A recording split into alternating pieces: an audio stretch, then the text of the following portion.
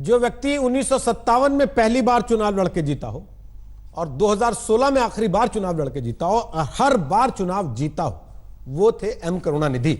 और यही वजह है कि आज 8 दशक के अपने सार्वजनिक जीवन के बाद जब उनकी अंतिम विदाई हो रही है तो हजारों की तादाद में तमिलनाडु के लोग चेन्नई में सड़कों पर उतर आए हैं अपने इस नेता का एक दर्शन करने के लिए, उनकी आखिरी झलक पाने के लिए और उनको अंतिम विदाई देने के लिए।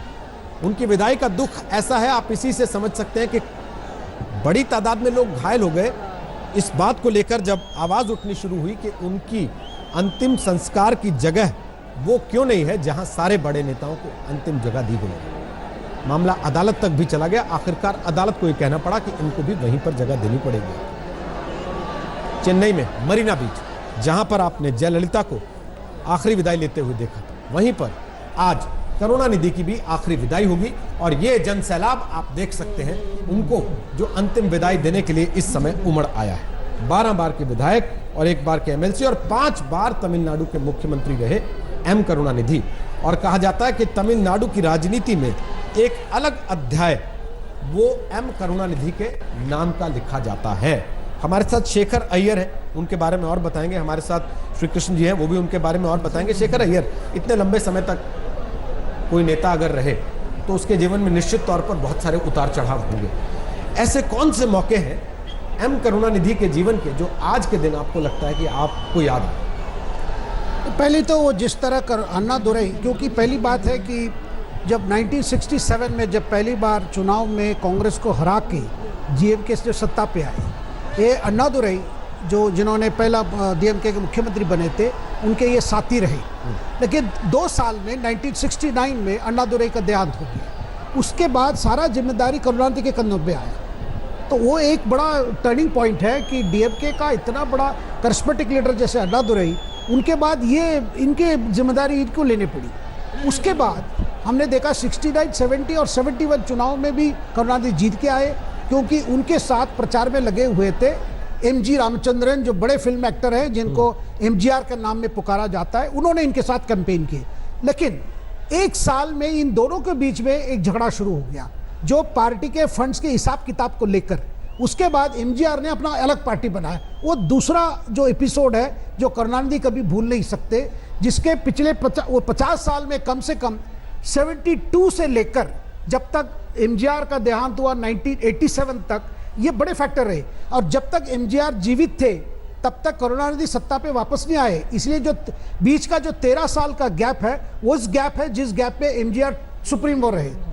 और तीसरी जो चैप्टर जो है, जब 2G स्कैम जब सामने आया, उनकी परिवार के लोग ही उसमें शामिल की जो बातें आई, और वो बड़ा झटका था उनके लिए, क्योंकि अपने कनिमोड़ी, अपनी बेटी, जिस बेटी को बहुत प्यार करते थे, वो बेटी का नाम उसमें आ गया था। ए राजा, एक दलित मंत्री जिनको इन्होंने मतलब एक कैडर से पिकअप करके इनको नेता बनाया था, वो भी उनका नाम शामिल आया। और दूसरा जो इसके बाद या उसके पश्चात जिस तरह फैमिली के अंदर, यानी फर्स्ट फैमिली के अंदर, करुणानिधि के परिवार के अंदर जिस तरह अपने बड़े बेटे अलगिरी और स्टालिन के बीच में झगड़ा, और मारन क्योंकि वो उनके भतीजा थे, और उनके और इन परिवार के बीच में जो झगड़ा, क्योंकि जो हमेशा करुणानिधि कहते आते थे कि मेरा पार्टी कैडर का पार्टी है, और सबको अपने कैडर को हमेशा कहते थे ये मेरे साथ जो जन्म लिए हुए मेरे भाई हैं, मेरे बहन है। लेकिन जो कैडर पार्टी जिस तरह कन्वर्ट हो गया था एक फैमिली पार्टी, वो मैं मानता हूँ वो चौथा ये है। और जो पांचवी जो चीज़ें हैं, जिस तरह उन्होंने जयललिता, अभी जो 2016 में जो चुनाव हुआ, जब दोबारा जयललिता जीत के फिर वापस आ गई, वो भी उनके लिए बड़ा पर्सनल झटका था। क्योंकि एमजीआर जब तक जीवित थे कभी डीएमके सत्ता पे नहीं आई, लेकिन जयललिता आने के बाद वो रोटेशन पे चलता था कि 5 साल जया, 5 साल करुणानिधि। वो ब्रेक हो गया था 2016 में। एक चीज मैं आपसे पूछता हूँ कृष्णा जी, आखिर ऐसा क्या है जो जयललिता और करुणानिधि, उन दोनों के बीच में एक ऐसी नफरत का रिश्ता बताता है राजनीतिक इतिहास, कि जिसमें हम लोगों को, कम से कम उत्तर भारत के रहने वालों को, तो उनकी वही तस्वीर याद आती है जब आधी रात को खींच के उनको घर से निकाल दिया गया था। और नहीं, इसके पहले आपको होगा कि जब असेंबली में जो हुआ था किस्सा कपड़े जिस तरह से इसके जयललिता के कपड़े फाड़े, तो वो बहुत महत्वपूर्ण घटना है, क्योंकि उसी में से वहाँ से उनका रिश्ता बिल्कुल ही टूट गया। और क्योंकि दूसरा है कि जब से एमजीआर गए, उन्होंने जयललिता को अपने साथ रखा, उनको पार्टी प्रोपेगेंडा सेक्रेटरी रखा। तो ये सब देखते देखते उन्होंने फिर जयललिता को काफ़ी एनकरेजमेंट दिया है एमजीआर ने, उसी के कारण जयललिता आगे आई। और ये सब इनको रहा नहीं गया करुणानिधि को, क्योंकि ये सोच रहे थे कि अपना मैं और अपना परिवार को आगे करेंगे, और वहाँ देखा कि ये जयललिता आ गई। और जयललिता को एक और महत्व है कि उन्होंने फिल्म के थ्रू भी बहुत अच्छा अपना जो एमजीआर के साथ रोल किया है, वो भी काफ़ी असर पड़ा है उनका। तो फिल्मों का भी बहुत बड़ा रोल रहा है, अहम रोल रहा है तमिलनाडु में। और इनका सबसे बहुत महत्व है कि एमजीआर इन्हीं के स्क्रिप्ट को लेके फिल्म में एक्ट करके और ये आगे आए एमजीआर, और इनको साइड कर दिया 13 साल। हम एक छोटा सा ब्रेक ले रहे हैं, लेकिन ब्रेक के बाद यह सवाल भी निश्चित तौर पर होगा कि दक्षिण भारत की राजनीति में पहले जयललिता और अब करुणानिधि के जाने के बाद क्या दक्षिण भारत की राजनीति अनाथ हो गई? उत्तर भारत के नेता अब वहां पर जगह तलाशने लगे, स्कोप तलाशने लगे। एक ब्रेक के बाद आ रहे हैं, आप रहिएगा हमारे साथ।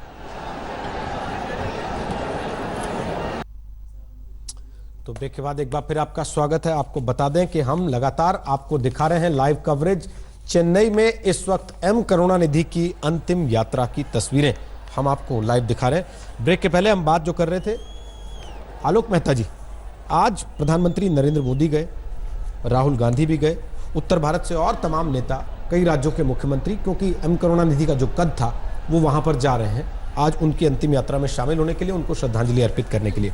लेकिन जयललिता और अब करुणानिधि के जाने के बाद दक्षिण भारत की राजनीति में क्या आपको लगता है गैप है? और उत्तर भारत में खासतौर पे दोनों बड़ी पार्टियां उस गैप का फायदा उठाने की कोशिश करेंगी? निश्चित रोहित जी, देखिए जिस तरह से प्रधानमंत्री नरेंद्र मोदी ने एडीएमके के साथ तो अपना रास्ता जोड़ा ही हुआ है, आज वो समर्थन कर रही है। उपसभापति के लिए अभी जब राज्यसभा के लिए कल चुनाव होने वाला है, उसमें एडीएमके उसका साथ दे रही है। तो अब दक्षिण भारत में निर्मला सीतारमण को उन्होंने रक्षा मंत्री पहले से, देखिए करुणानिधि आज अस्वस्थ थे ऐसा नहीं है, बीच में बिल्कुल इस बात की तैयारी थी, उनके परिवार में भी उन्होंने स्टालिन को बनाया। तो अभी वहाँ पर एक वैक्यूम है, इसलिए बीजेपी अपनी कोशिश आगे बढ़ा रही है, जबकि मालूम है ज़्यादा सीटें नहीं हो, लेकिन गठबंधन किस पार्टी के साथ हो। और जैसा हम पहले बात कर रहे थे, डीएमके, कांग्रेस पार्टी के पास भी कोई ज़्यादा आधार नहीं रहा, वहाँ बिल्कुल उसका पत्ता साफ है।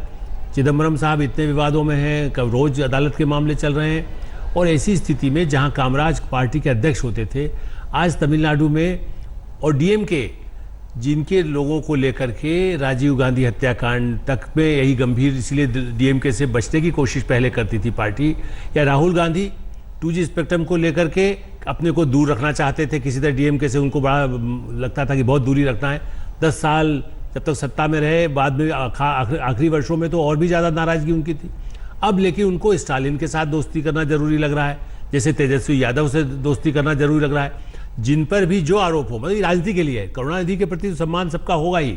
आज इस मौके पर हम उस राजनीति की चर्चा न भी करें, लेकिन ये आपने जो सवाल उठाया, इसमें भी इस समय जो राहुल दिख रहे हैं कि एकदम उनका जैसे डीएमके के प्रति मोह, ये भी एक, और उनके वर्कर पर क्या असर होगा जब आप लालू यादव की पार्टी समझौता करते हैं तो आपके पार्टी का जो आदमी और नीचे चला जाता है कद।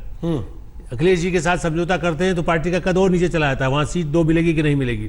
तो इसलिए राष्ट्रीय राजनीति में तमिलनाडु की तरफ अब बीजेपी भी जो कदम बढ़ा रही है किसी सहयोगी दल को लेकर के, वो एक देखने की बात होगी। दूसरी तरफ रजनीकांत और कमल हासन, उनका भी आना, वो किस पार्टी उनको किसका कौन साथ देती, राष्ट्रीय पार्टी भी, चूंकि देखिए 2019 की तैयारी, और 2019 में भी कहीं गठबंधन की कहां जरूरत हो सकती है, उसको ध्यान में रख करके बड़े नेता करेंगे, चाहे शरद पवार करे, ममता बनर्जी करे, लेकिन सबकी निगाह इस समय तमिलनाडु और दक्षिण भारत पर भी होगी। ठीक, अभी हम एक छोटा सा ब्रेक ले रहे हैं, लेकिन ब्रेक के बाद वापस आएंगे तो इसी खबर पर हमारी नजर रहेगी। लगातार कवरेज आज तक आपको दिखा रहा है, चेन्नई के मरीना बीच पर यह अंतिम क्रिया होनी है। लगातार तस्वीरें हम आपको दिखाते रहेंगे, आप बने रहिए आज तक के साथ। लेटेस्ट खबरों के लिए यूं ही देखते रहिए आज तक, और इस वीडियो के पसंद आने पर लाइक, शेयर एंड सब्सक्राइब करना ना भूलें।